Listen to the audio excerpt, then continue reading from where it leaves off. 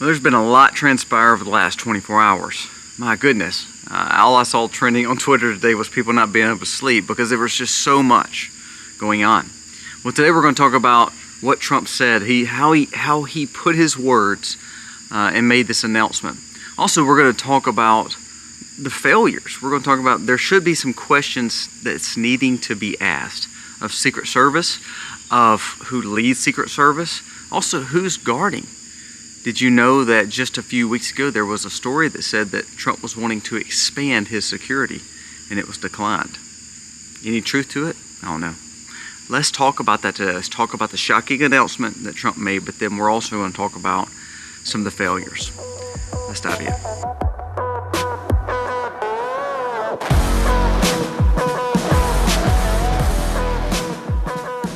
Hey guys, welcome to The Max. Thank you so very much for being here today. I tell you what, it's been a crazy, eventful 24 hours. And I know you know that too. I know that you've been stuck to what's late, what's breaking, because again, this is a big deal, not just for America, for the world. Have you seen the outpouring of support for Trump even across the world? Huge. If you are new to the channel, go down here, press subscribe, ring the bell so you can stay up with what goes on when it comes to current events and prepping, and also making sure that you can do all the things wise as you try to raise your family in this chaotic world. Please remember, we humbly ask you to give us a thumbs up. It does help us spread our message across this platform. Now, last night we did a live. We also had a video out. That video was really good. It's about Project 2025. Now, we're not talking about that today. Go back and watch it. It's a great video. But we just kind of had live reaction last night of what was going on. Well, today as we kind of just go through, okay, what happened, what all the people making announcements said, who's now leading the investigation, which I don't know if I'm happy about. But I think that there's a lot of questions we should ask. And then let's wrap up with what Trump said, because I think it's very important. This is a quote from Dan Bongino. Dan Bongino, remember, was part of Secret Service, served under 2 or 3 different presidents. It says, actively communicating with numbers of former colleagues of the Secret Service about the assassination attempt. This is obviously catastrophic failure and no excuses that should be made or even attempted. The failure is profound and questions must be answered about the ground support, surveillance, air surveillance, and counter-sniper advanced work and response. We have, quote-unquote, large letters, one job, and that job, the Secret Service has one job, to protect the dignitary or the president. And we came within inches of a deadly failure today. An eventful failure that is not a success, that needs to be figured out.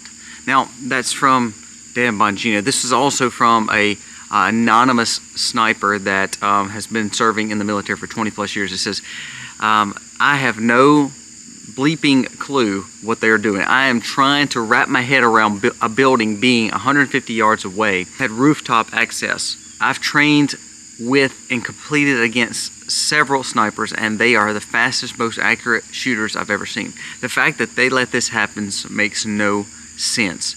And what he's talking about is, if you saw the footage and then they turned the camera, they had eyes on this guy. There was 2 of what we consider the good guys, or the servicemen, that were literally sitting there, eyes on, and either they wanted him to make the first move or they were trying to see what he was going to do. Why in the world they didn't just go ahead and handle the situation? Because not only, yes, the attempt was terrible, and yes, he was just an inch from making it even a bigger deal, but there was other people that lost their life. There was another guy that I think a bystander that died. And so when you think about that, you're like, those guys could have saved that person's life by doing their job. Now, was there a lack of discipline? Was there a lack of not knowing what was going on? Remember, there was people that were saying they saw this guy get and creep and bear crawl on this roof. Why was it not addressed? Now, just a few things that come out. Let's read 2 stories, I think, that are very important before we talk about what Trump said. The Secret Service leader is a lady who was pretty much hired as a DEI hire. She came from PepsiCo, and so now she's leading the Secret Service. Was that a failure on her part? Also, there was about 3 or 4 female officers and one very obese gentleman who looked like he was serving too. around the president. Now, I might be wrong, but to me, if I'm guarding someone, I want to make sure I got the very best. And that has nothing to do with being a female or male, but you've got people that are overweight. You got one lady who she couldn't even holster her EDC when she was letting Trump get in the vehicle. I mean, it looked so unprofessional. And so are these the people guarding? So not that they dropped the ball. I'm not saying that. I'm just saying we need to look at this. We need to figure out what went wrong. This is another story that I want to read it to you. It says Wall Street Silver reported there was a report that went around that Secretary of Homeland Security Mayorkas has been denying, listen to this, denying Trump's request in recent months for expanded Secret Service security teams. After this, we need to demand that Trump receive the protection team equivalent of the full protection of the President of the United States. He is, of course, a former president, but not only that, he is literally the leading opposition to the president as of today. And now he's already had an attempt on his life. This should also open the door of why Kennedy does not have Secret Service. That should be handled right now by Mayorkas and Biden. But is this a pretty big deal that all of a sudden Trump has been asking for extra people around him and they've been denying it? And now this attempt takes place. That's something that we need to keep an eye on right there. Now, here's who is over the investigation. It says FBI has opened the investigation in the Trump rally. This is the same people that raided his building. This is the same people that brought up pretty harsh charges and also works with the DOJ pretty handily. Now, does that mean they're going to be fair and balanced? I hope they are. Are they going to be unbiased? I hope they are. I think the regular people, the common Joes of FBI are probably great people. But with leadership, are we going to hear all the facts? We still hadn't heard all the facts from Nashville. What about Las Vegas? You get what I'm saying? So we're opening an investigation. I think we're going to hear what they want us to hear. And I don't know if that's actually something we can trust anymore. So I don't know if I'm happy about that. That doesn't make sense to me. I would love to see a little bit more in depth. And I think they need to keep this very open sourced. I mean, man, we don't even know what happened to JFK, do we? Well, we think we do, but no one releases it. These are the kind of things that Americans should be able to hear and see. Thankful for X, because with that, we were able to get a lot of this stuff live action. We knew exactly what was happening.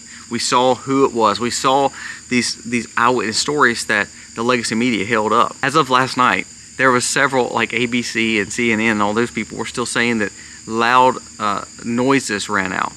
Trump fell. He tripped. I mean, like just crazy headlines that have nothing to do with what actually happened.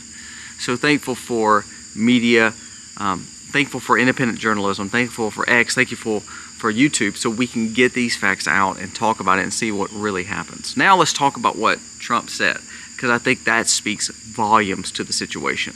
I mean, first of all, when he stands up and he's like, hold up, and I mean, they don't know if they got the sale or not, but he's like, hold up. And he pumps the crowd and says, fight, fight, fight. That was probably one of the most iconic moments in our history. We will live with that moment for a long time if you watch that. It's been unbelievable to see. He made an announcement, I think, that needs to be read, because he could have taken this in several different ways. But there was a report that said, Trump did thank God for saving him. And I don't think he meant that in a way of like, oh, just thank God. I don't think he meant it in a very... I don't think he meant it in a way of just condescending by any means. I think he actually said, I'm thankful for being alive. I want to read this to you. It says, thank you everyone for thoughts and prayers yesterday. It was God and God alone who prevented this unthinkable from happening. We will fear not, but instead remain resilient. Listen to this. This is my favorite part. We will fear not, but instead remain resilient in our faith, and defiant of the face of the wickedness. Our love goes out to the other victims and the family. So again, I think it's great that he's bringing attention to them. I hope these people and that family gets, that name gets public, not because I want them to feel the weight of the world on them, but I hope people can help that family. Because the guy was just there, just supporting the guy he was wanting to run for president, and all of a sudden loses his life. Heartbreaking. We pray for the full recovery of the other ones that are wounded, and hold in our hearts the memory of the citizen who was horribly, tragically killed. It is more important than ever that we stand united and show that what our true character is as Americans, remaining strong and determined and not allowing evil to win. I truly love this country, and I love you all. We look forward to speaking at a great nation this week in Wisconsin. That's what real leadership looks like. Now, if you compare that to what Biden has come out and said, or what Biden gets out and says every day, this is what leadership looks like. He could have been mad. He could have went and had one of those moments where he just released his crazy tirades. He didn't. It was very thought-provoking. And again, I love this comment. But instead remain resilient in our faith and defiant in the face of wickedness. You remember for the longest time he has said, they're coming after you, I'm just standing in your way. Well, look at all the stuff they've thrown at this man. He is the most doxxed and the most investigated individual in our history. And now look at it. When people want to change the world, they tend to be on the side of good, and they tend to be the one that everybody wants to get rid of. I think of Elon Musk and how he was the darling, and now because he did X and opened it up, everybody hates him. I think of Trump, who he was hanging out with Oprah and all these stars, and then all of a sudden he came on the side of trying to do something good for the nation, and they hate him. I think of several people like that that are trying to do well. And it goes back to us. When we hear this kind of statement and we see what happened, this is why we do what we do. This is why we prepare. Just think. I want you to just think for just a second. Hypothetically, what if that shot was just an inch different? How much would today look different? How serious would the polarization get in our nation? It's pretty serious now, but how serious would have gotten if it was just an inch different? I said that last night, but I want you to really think about that. 1 inch from this spot, if they went here, here, here, here, just think about that. It could have changed everything. But Trump again makes a beautiful comment about staying resilient, staying focused, staying defined by our faith, and understanding that we will face evil. That is huge. All right, guys, we're wrapping it up for today. I want you to pay attention to what goes on the next few days. You're going to hear a ton, but go back to reliable sources. Try to find truth. And more than anything, pray for these families who've lost and really saw woundedness at this rally. It's just heartbreaking.